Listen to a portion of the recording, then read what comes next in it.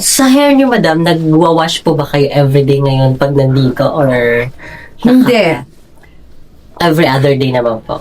Pag doon, Okay. other day. Pag dito, siyempre, Oo, very sticky, mainit, diba? Pero mas ma-recommend ko kasi after natin mag-highlights later, kailangan mo na siyang may home care ka na. We have naman Fora po. Okay. So, yung Fora, nandun na yung, meron tayong shampoo, conditioner, hair mask, tsaka leave-on. Okay. And then, meron din tayong yung pang-after, yung pang-moisturizer.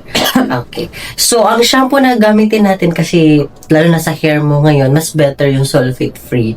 Tapos, sa pang-maintenance nyo naman sa moisture, or yung sa pagkalmalambot yung hair, yun naman yung hair mask po, madam. Maganda yun. Hair mask. Oo. Later, makikita nyo po yung hair mask natin.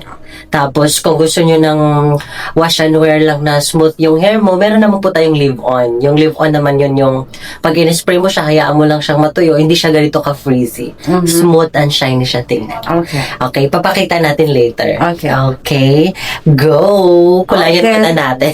Okay, so ito naman tayo sa pang-home care natin para maalagaan mo yung color natin. Okay. Okay, start tayo sa shampoo natin. So, may dalawang shampoo tayo. This is sulfate-free and anti-yellow shampoo.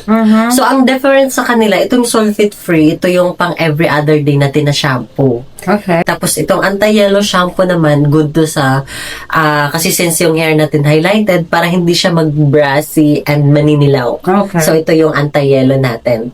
Tapos, ang paggamit nito naman, pwede mo itong gamitin po like once or twice a week siya.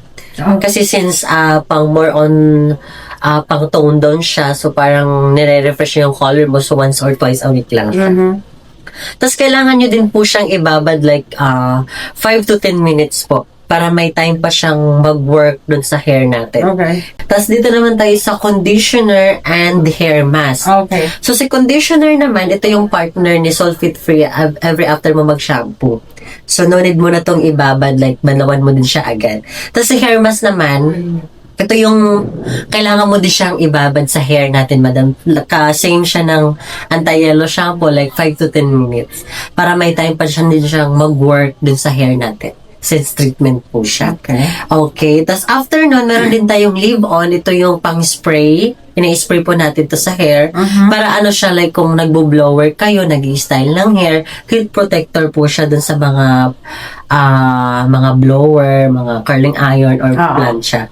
Tapos pwede din to pag di kayo nag-blower, like kung gusto mo yung natural look lang yung hair nyo, like matuyo lang siya, pwede din kayo i-spray para hindi lang siya yung buhag-hag, shiny pa rin yung hair mo. Okay. Tapos ito namang isa, ito yung marula oil. Ito yung pwede mo siyang pang moisturizer, pang shiny sa hair. Tapos kung may mga tutsyang dyan, pwede mo siyang lagyan para mag-shiny lang din siya. Pang pa-moisture or shiny effect siya. Tapos ito namang color, may Fora din tayo pang color. Ito yung pwede ka mag-DIY na root sa bahay since pag humaba na yung hair nyo, pag nandun kayo sa malayo, pwede nyo tong gamitin. DIY nyo lang, sa roots nyo lang yan ilalagay para mag-blend pa rin siya sa lip. Okay. So, yan yung mga home care natin. Alright. Thank you so much. Thank Talagaan you. ng Fora. Thank you.